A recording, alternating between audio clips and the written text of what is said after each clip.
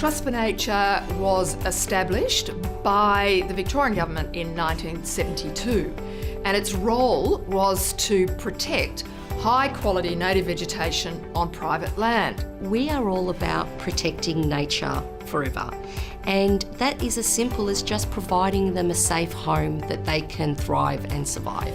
And we work primarily with private landholders to help them protect and manage their land for conservation. And it was always seen that it would do this in a couple of ways. It would do it by working with willing private landowners who want to protect what's important on their land.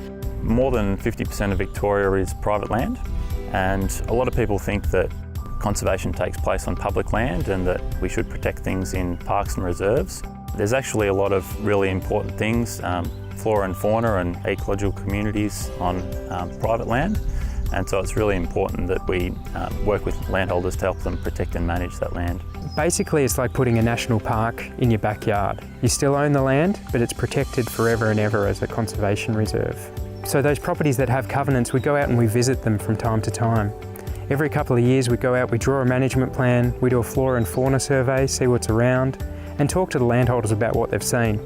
That conservation work is registered on title forever and it's irremovable. So that gives us great heart and great satisfaction to know that the protected area in a state is always increasing and we're always expanding on that. I think that's the point of difference between Trust for Nature and conservation work generally. It's all really valuable, but our work means that these areas will be protected forever and they will not revert back to former land use. Back in the 70s and 80s, we were protecting a lot of places that people would recognise today as being part of our National Parks estate in Victoria. And we're really proud that we were part of the journey on those places that everyone knows and loves now. So Trust for Nature has a really important role to play in the context of climate change. Firstly, the protected land that we've already protected over the last 45 years now sequesters 12 million tonnes of carbon. That's 12 million tonnes of carbon that hasn't been released into the atmosphere through land clearing.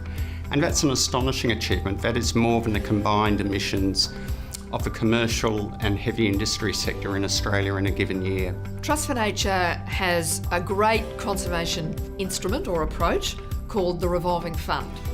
The Revolving Fund operates whereby we use the real estate market to buy land that looks like it's got really good native vegetation on it, and then we sell that land back into the marketplace subject to a conservation covenant.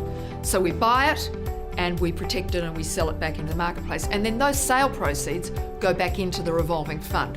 Once the capital is in the revolving fund, then of course the sale proceeds are going back in, and that money just keeps on working and keeps on working for conservation.